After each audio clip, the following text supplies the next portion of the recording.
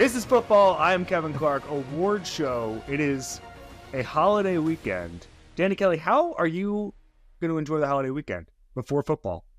Probably just going to relax a lot. Hopefully get some sleep. Get ready for this slog that is the NFL season. What about you?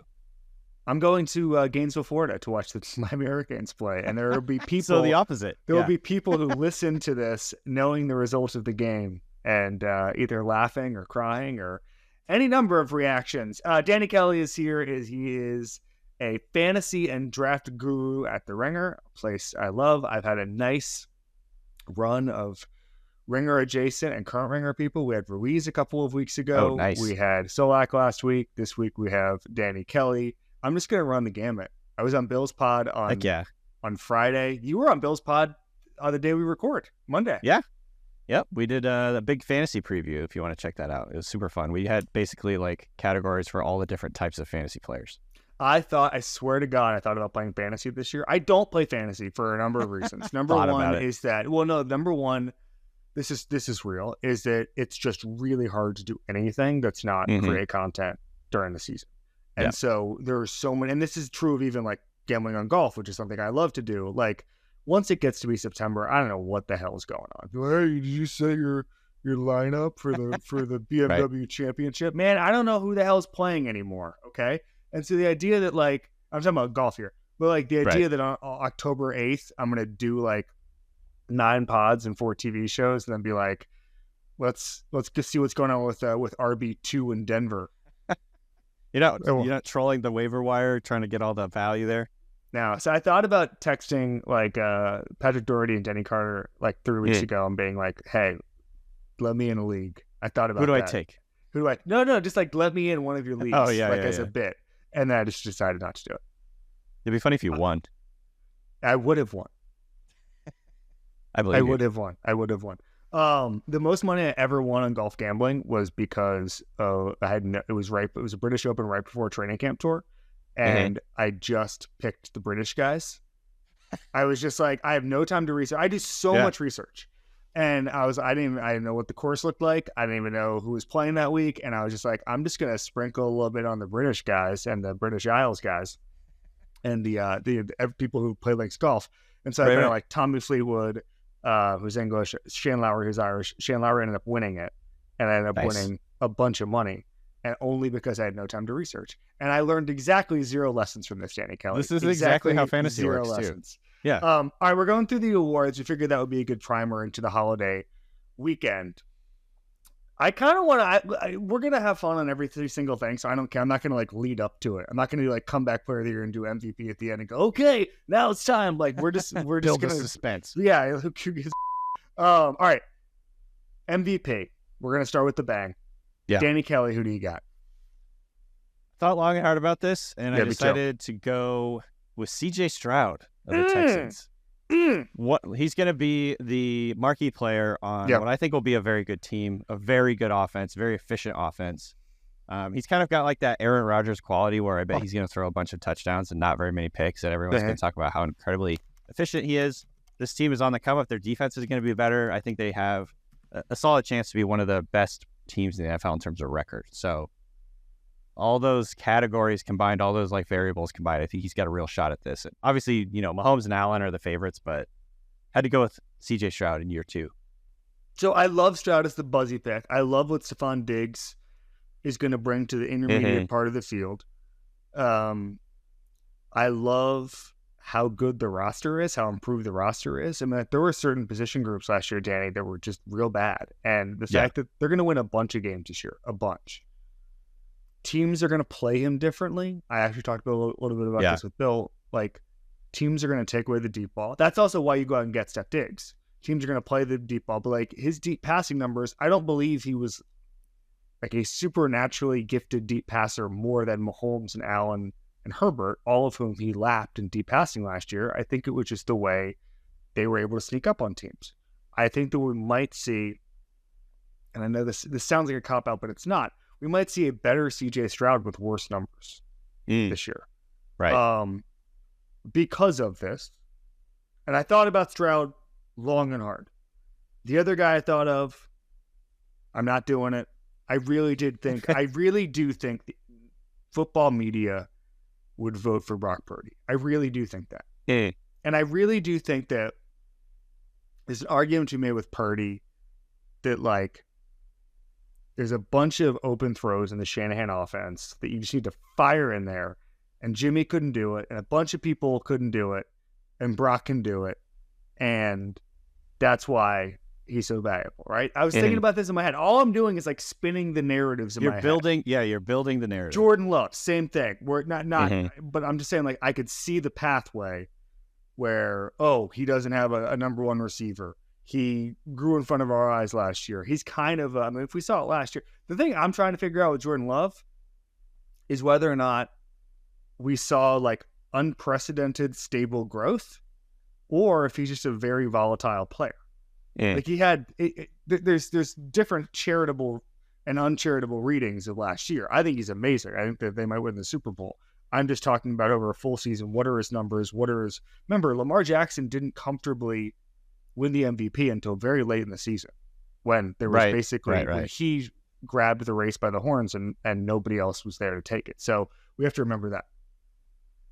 Unfortunately, Patrick, for debate's sake, Patrick Mahomes is going to win the MVP. Right. Because there's two things here. Number one is I feel like voters feel bad about only giving him 2 awards when he's the best player in the league every single year. We always see that.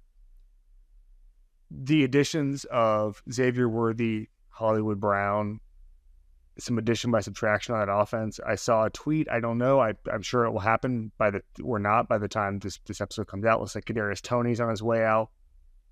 MBS is long gone. No. And what are they going to do? Ewing theory for Kadarius Toney.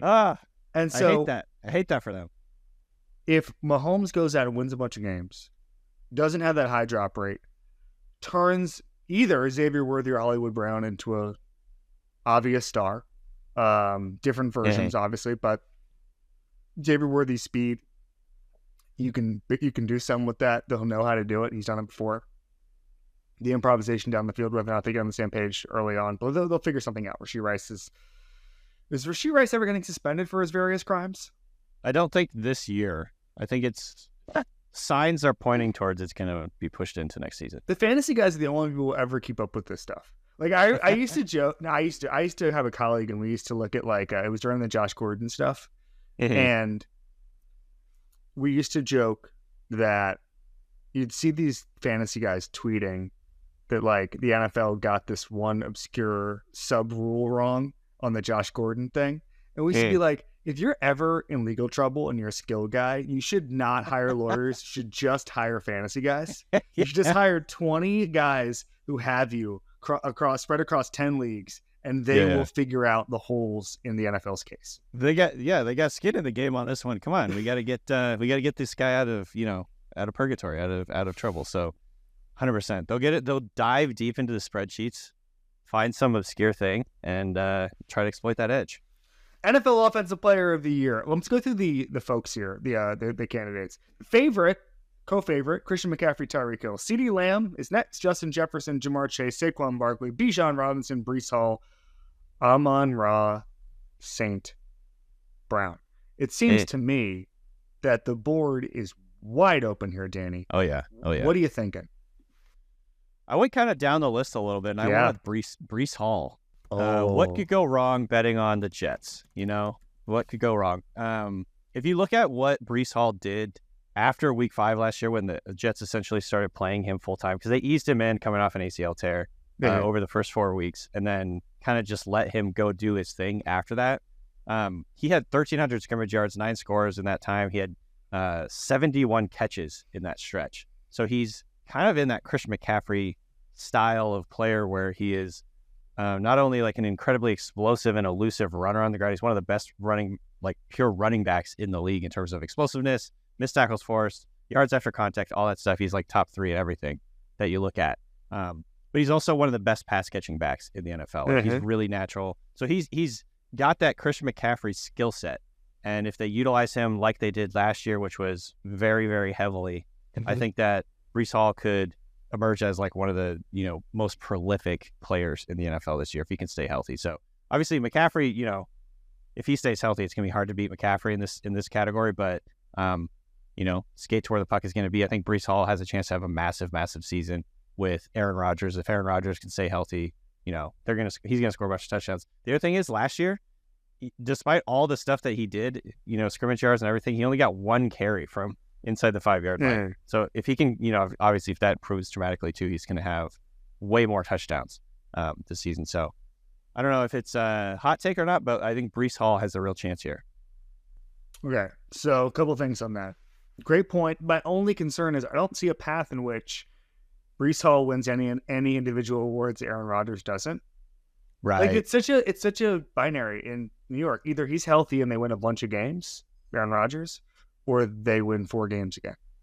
Wherever the hell they won the last year. That's true. That's true. I will say, maybe for like a numbers point of view, if Aaron Rodgers gets hurt and Breece Hall still puts up incredible numbers, that could actually help his case. Possible, but that just becomes such a black hole of football. Yeah, and they probably would not be good at that point. So that is correct. They would probably not be good. We've seen that before. But that's a good point though. Maybe Aaron Rodgers will just win the MVP again, and then Breece can have the offensive player of the year award.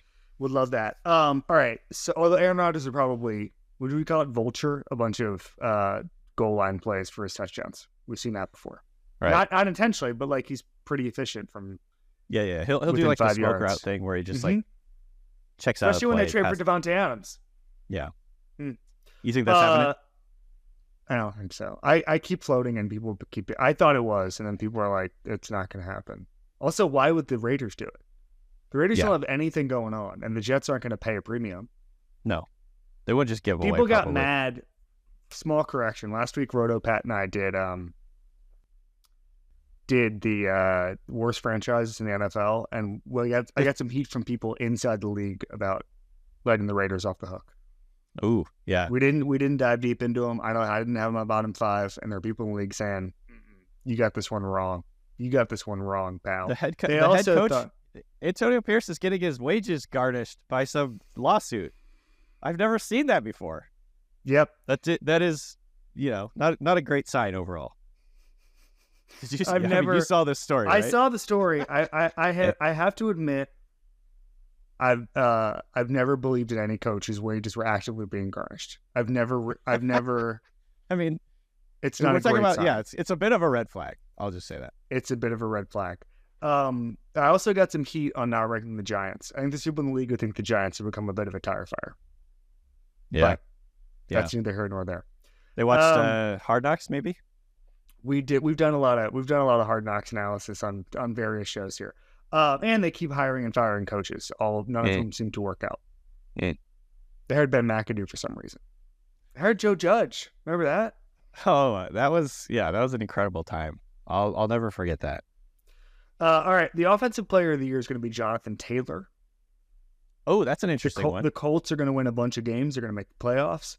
Everybody believes in Jonathan Taylor. Anthony Richardson is going to play well enough to win a bunch of games. But Jonathan Taylor is going to be the reason. Jonathan Taylor is going to have a monster statistical year. He's going to get enough shine. Anthony Richardson's going to be limited is the wrong word. There's going to be a ceiling on him just as a young player who hasn't played a lot of football. That the Jonathan Taylor's going to have to seal these games. They're going to have to give him the ball a lot. You already heard hype from Chris Ballard. You've heard hype from a lot of people around Indy. The Jonathan Taylor is going to have an awesome season. I tend to believe that. The only thing I worry about the Jonathan Taylor pick is that we have like a Eagles scenario here where Anthony Richardson, a la Jalen Hurts, just steals all the touchdowns. But there could be an alternative here where they're just trying to keep him healthy. They don't really call up many read option keepers or sneak plays in near the goal line. He got hurt on one of those last year. So if that is the case and they decide to just like not let him run around the goal line, I could see Taylor do that for sure. Sure, that's why I picked him. Why should you bet with Caesars Sportsbook? 2 words. Caesars Rewards. Every bet brings you closer to the types of benefits only Caesars can offer. Hotel stays, VIP experiences, sports and concert tickets, and more. It's not just an app, it's an empire. Coach of the year. Coach of the year. Let's see here. Okay. This one was tough. I think so. Obviously, like some of the parameters that you usually see with Coach of the Year is a big improvement that season. It's literally all narrative. Yeah. And And so, like, I could make the case for a bunch of guys. I went with Matt LaFleur of the Packers because never won one. They were 9-8 last year. You know, obviously they got hot in the last part of the season and they, you know, absolutely crushed the Cowboys in the playoffs. So, like, maybe there's not enough room for improvement in the minds of people who are voting for this. But if they go out and win like 12, 13 games this season, which I think they have the potential to do, they've got a ton of young talent. Their offense is, you know, potential rocket ship here with all this young talent and a good quarterback in Jordan Love. So, and then, of course, they have like 1 million first-round picks on defense. If they can finally get the defense to play up to their potential, this could be like a real juggernaut team. If that is the case, I could see Matt LaFleur win the job or win that award and also maybe ascend to, you know, what I think he deserves to be known as sort of like one of these wonderkind play callers, like Sean McVay, agree. You know, like level play callers. And so maybe this is his year when he finally starts to, like, you know, ascend to that level as a coach. I completely agree. And I'll tell you a story. When I called Sean McVay for that story that I did a couple years ago on LaFleur, I phrased the question kind of clumsily to McVay, kind of be like, hey, what do you think McVay took from working with you? And he goes, I think you have this wrong. Like, that staff, we took from him. Like, he was the guy, like, on the Washington staff. Like, not under, like, Kyle was the guy. But I'm just saying, we all think about it as like, all right, Kyle, then McVay. But then, like, McDaniel, like, they all looked up to LaFleur. He was interesting. He was one of the studs down there. And I've done a lot of work on this, obviously. I think he should have won the Coach of the Year a bunch. I think he got dinged too much for having Aaron Rodgers. And I have said this a million times. If it was easy to win 13 games a year, Mike McCarthy would have done it. But he didn't do it in his last 7 years or something with Aaron Rodgers. So, like, winning is not an accident. And you also see it outside of the quarterback position. Even if you want to say, like, even if you want to have the most uncharitable view, which is that they hit again another quarterback, Matt LaFleur is a GM merchant, right? Like, a good quarterback merchant. That he still has a great core of young receivers. He still has a good offensive line. They still seem to win games they shouldn't. Everybody seems to be developing at pace on that team. Like, he's an awesome coach. I'm also picking Matt LaFleur. Let me run some other scenarios past you. Okay. How many games did Panthers need to win for Dave Canales to win Coach of the Year? I mean, I think they need to win like at least 9 games. They need to finish with a winning record. I think if they go 7-9, Dave Canales wins. You think? I think if they go 7-9, that would be a football miracle, dude. It also means Bryce Young looks okay. Yeah. I mean, yeah, I suppose so. I feel like even though you're right, like, it should be given to the guy who's been able to turn a team around to that level. It doesn't hardly ever happen that way, does it? So I've long proposed this. Coach of the Year should be split into 2 distinct awards. There should be 2 awards. Now, I don't care if the PFWA does want to give 2 awards, whatever, but we should be discussing it as 2 different awards. Distinct. The first, coaching job of the year, which is what we do now. We say, oh, this was the best coaching job. Kevin Stefanski took Joe Flacco off the couch. Right. And on his way to opening up a wealth advisory and said, why don't we make the playoffs with you? That's a coaching job. Mm-hmm. Then there's Coach of the Year, which Bill Belichick should have won 40 times. And Andy Reid should win every year. Starting in 2001. Like, it's a different... who is the best coach and who did the best coaching job are often completely separate subjects. Coaching belt. Who's got the title belt right now? Who's got the belt? Now, I could see you being a funny guy. I'm a little Twitter mention saying, hey, buddy, we have a Coach of the Year award. It's called the Super Bowl. But that's a different equation. I mean, the quarterback matters there too. I agree. Do you like my idea? I do. We're going to split them into 2. Let's do it. Okay. I'm into it. It's basically the equivalent. It's like MVP and Offensive Rookie of the Year being different. So who has the belt right now? Would you say Andy Reid? Andy Reid has the belt. Yeah. Now that Belichick Andy Reid has the belt. Is podcasting. Yeah, but when did Belichick relinquished the belt? I mean, probably the last 2 seasons. Probably the last 2 seasons. Andy Reid 2 in a row, going for 3. Andy Reid 2 in a row. Yeah. Who is next? Who's the number one contender for the belt? Oh, that's a great question. Kyle Shanahan. Or is it Sean McVay? And hey, did Sean McVay ever have the belt? No, because he was. No? He was. What about when he won the Super Bowl? I don't know, because he was running parallel to Belichick for so long there. It's just hard to unseat Belichick. And then what happened? I understand what you're saying. I mean, they lost to the Patriots in the Super Bowl, didn't they? Yeah, but that's not how belts work. Belts are final, dude. Who has it now? Who's the second place now? I don't know. Would you say John Harbaugh is up there? Yeah. Kyle's the number one contender. Dan Campbell's like a contender, I'd say. He's making a run at it. Mix. Definitely in the mix. Trying to remember but who else we got out there. If we're Dana White and we're at the press conference holding the microphone too close to our face, we're going to say Shanahan's next up at the next pay-per-view. I know. Shanahan's he has a narrative problem, though, because he's lost so many leads in Super Bowls. He has a narrative problem because he literally, the last game he played, it was literally against Andy Reid and he lost. Right. Andy Reid had that for a while, too. So is it possible that he's not the number one contender because he just lost? Like, if we're doing the Dana White thing, somebody else gets to be number one contender. And is it Dan Campbell? Yeah. I don't know. Dan Campbell needs to prove it, too. I would say Dan Campbell has the most juice right now, though. Who would win in a fight between Dan Campbell and Andy Reid? I'm going with Campbell. Campbell. All right. Well, do so at your own peril. All right. Let's move on. Let's do the Offensive Rookie of the Year, and then we'll get to some of the other bigger awards. Offensive Rookie of the Year. Who do you got? I feel like this is going to be one of the more competitive races we've seen in a really long time. Completely agree. Because obviously you got Caleb Williams, Jayden Daniels, multiple other potential starting rookie quarterbacks in Bo Nix. And then we could see Drake May start for this part of the season, if not the whole season. And then also Marvin Harris and Malik Neighbors, like two of the best rookie receivers that we've seen, two of the best receiving prospects we've seen come into the NFL in years.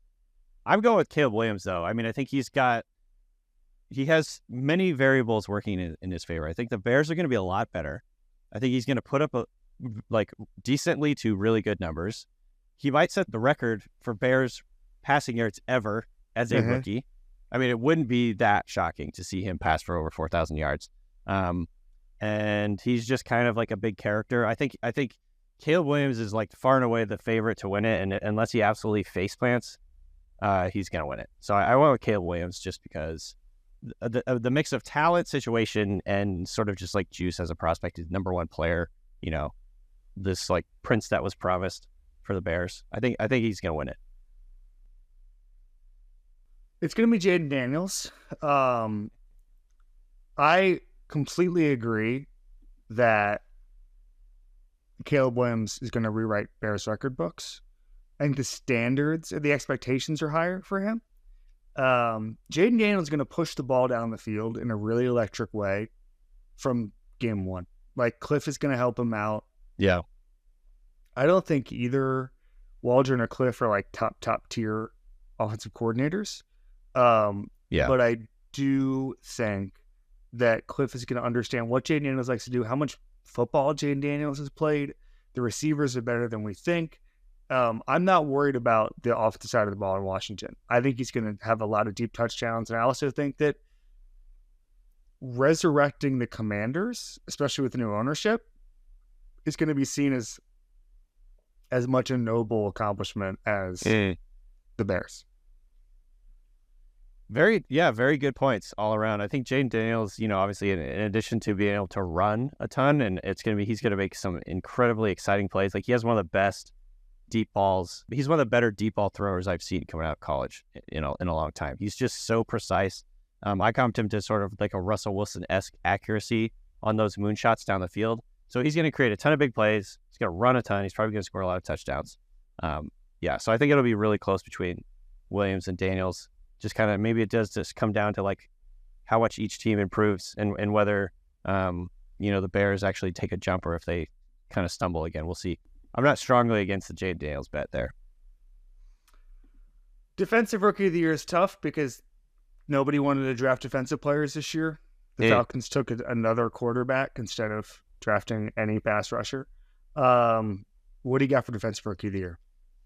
I went with Latu of the Colts, who was my favorite defensive player coming into this draft. I just think he's incredibly technical with the way that he uses his hands, the way that he marries his feet with his handwork, and using a variety of different moves to get to beat blocks, to get guys' hands off of him and explode into the backfield. I think we've already seen some really exciting flashes from him in the preseason. If he can stay healthy, which is always just like the big question with him, I think he's going to put up very good numbers. And so, I know that he's the favorite, but he was my top defensive player coming into this draft. And I think he landed in a situation where they're going to use him a lot, and he'll be able to put up sack numbers, which is always a big boost in these types of awards.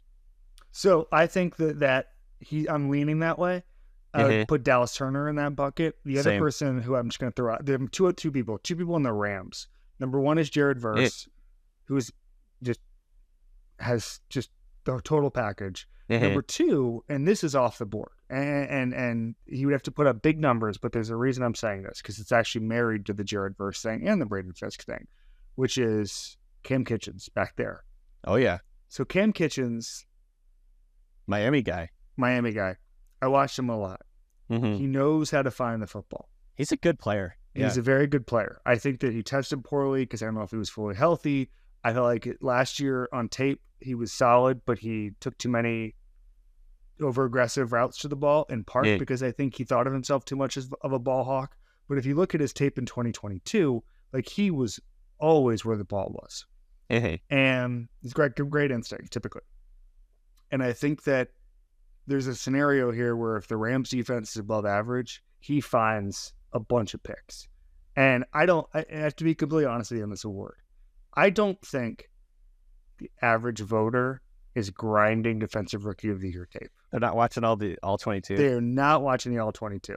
So if you can get counting stats, or if you can be like an impact, you have to be like an impact off-ball linebacker on like a really improved defense if you don't have counting stats, or a corner who's like on a really great defense that just gets a ton of pub throughout the year. There's only a couple of ways you could have a path to it if you're not getting counting stats. I think Kitchens is a guy to watch, where if he gets a bunch of interceptions, especially early, that drumbeat starts and we're off to the races. I'm not saying I'm talking about dark horses here, okay? Yeah, I like that one. I think 11 picks in the last 2 seasons, plus 11 passes defense. I mean, he was just always around the football. That's what I really liked about his tape too. Man, it would be annoying for me as a Seahawks fan if the Rams found another like gem in the middle of the round like that. They are just so good at finding those guys that they don't need picks because they just have all these like 5th round guys that are starting and turning into all pros. I like that one. The other, my dark horse, this is on the board, and it's not like necessarily super like off the radar, but like Nate Wiggins for the Ravens corner. From the Ravens, yeah. Man, he looked really, really good in his action in the preseason. He just has instincts, length, incredible athleticism, and like top tier speed to make up, and like close the gap on receivers. And there's a chance that he just goes out and has like a shutdown season, and maybe no one else is really, really standing out, and he can kind of sneak in that way. Plus, playing on like a defense like the Ravens is going to get you a little more attention. Executive of the Year. Sticking with my CJ Stroud pick for MVP, I'm going with Nick Caserio. Just the way that they've turned that franchise around in such a short amount of time. Obviously they took some big swings, and I kind of like I knocked him a little bit for trading up to get Will Anderson last year in that pick. I mean, it's worked out for them. Obviously, they did give up a lot to do it, but Defensive Rookie of the Year last year, very good player, like kind of a foundational player on their defensive line. They go out and get Stephon Diggs to help their quarterback. They're kind of like doing all the things that us nerds in the media would like suggest that a front office should do in terms of like surrounding your young quarterback with talent. So I just really like the roster right now. If their offensive line can stay healthy, because I think they have really good players on their offensive line too. If their offensive line can stay healthy, this is going to be a very good team with a very good quarterback. And a lot of times, like, the GM will get credit for the success that we're seeing on the field. And I think Caserio's made some shrewd moves to put them in a position to do all that. I get it. And it's possible that he's already won it because they're trying to give it to him last year when he could have won it, but Brad Holmes obviously deserved it. Okay? That's number one.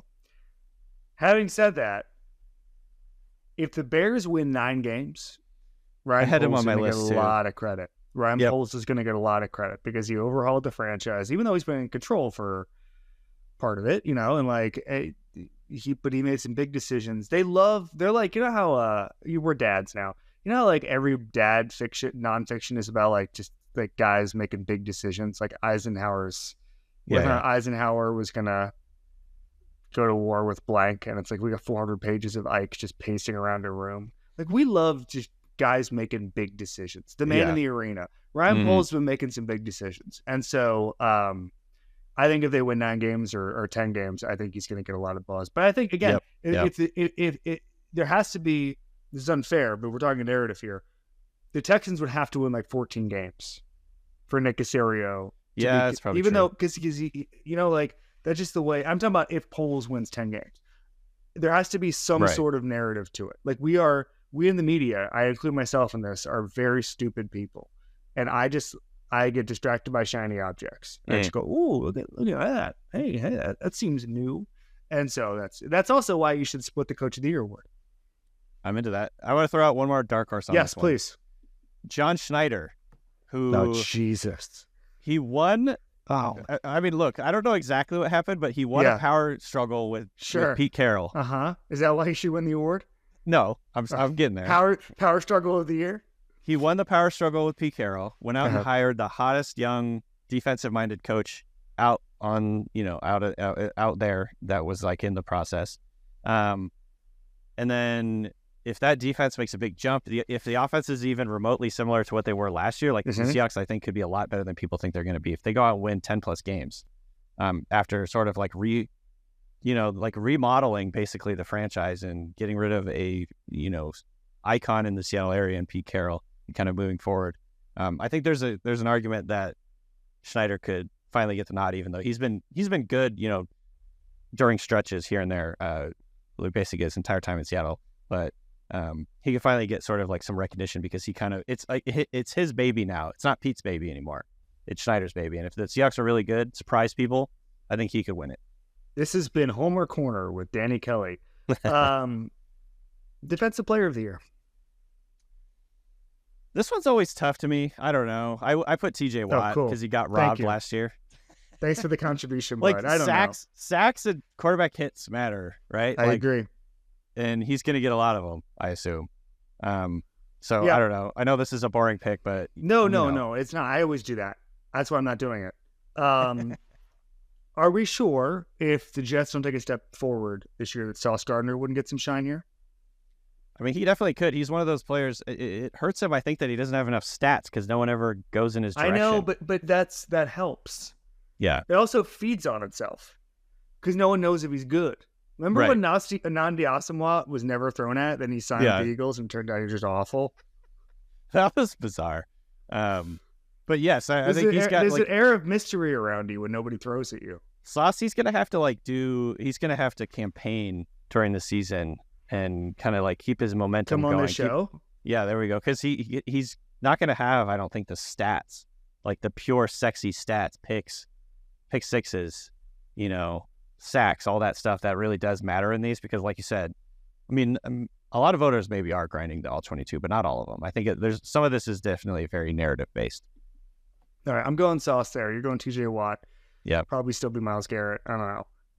Although he was working off to the side when I was there at Browns camp. I don't know. Everybody's hurt in Browns camp except Jameis Winston and Mike Vrabel, who just run around. Comeback player of the year. Last one. Oh, man. So many to choose from. There's two old quarterbacks with coming off of Achilles injuries, and I can't decide between the two. I think I'm going to go with Kirk Cousins.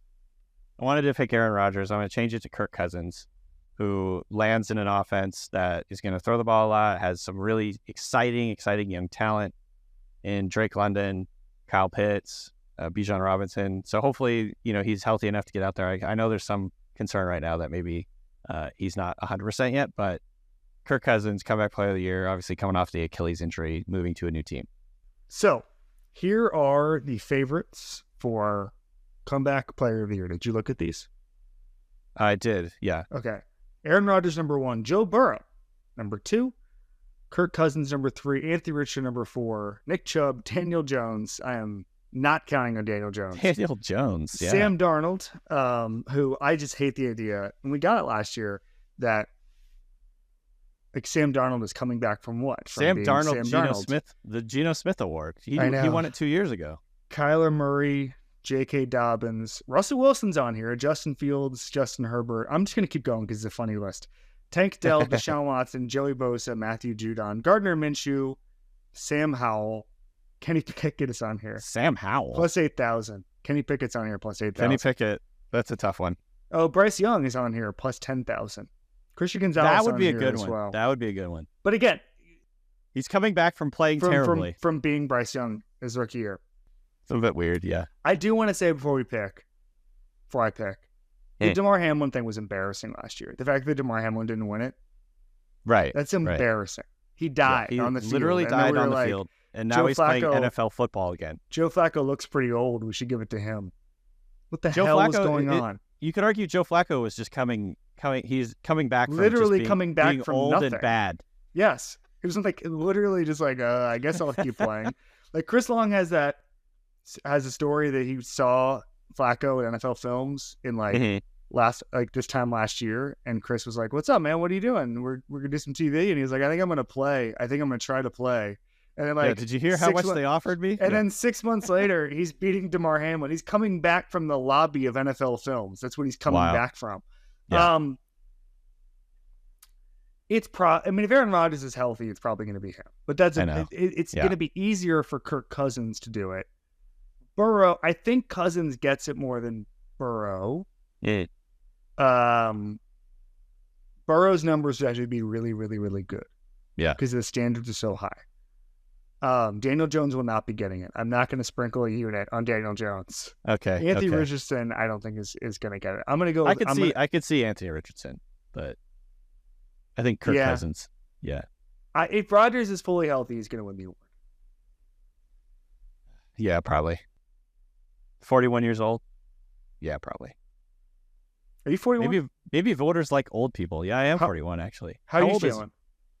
Probably not as well as Rodgers right now, which is not saying a lot. My body is holding up. My Achilles actually, coincidentally, has been kind of bugging me lately. I'm a little worried I'm going to tear my Achilles. I'm trying to walk gingerly on my right foot because I've been having heel pain. Are you serious? Yeah, I'm serious. It's pathetic. I need to watch out. All right, Danny Kelly, Ringer Fantasy Show. What else we got going on, bud? Yeah, check out the Ringer Fantasy Football Draft Guide and the Ringer Fantasy Football Show. Yeah, it's a big draft season. Are all your drafts done? No, I got a few more. A lot of people draft during Labor Day weekend, so it's a big weekend coming up. Yeah, super exciting. I can't wait for football to be back. See you, buddy. See you, dude.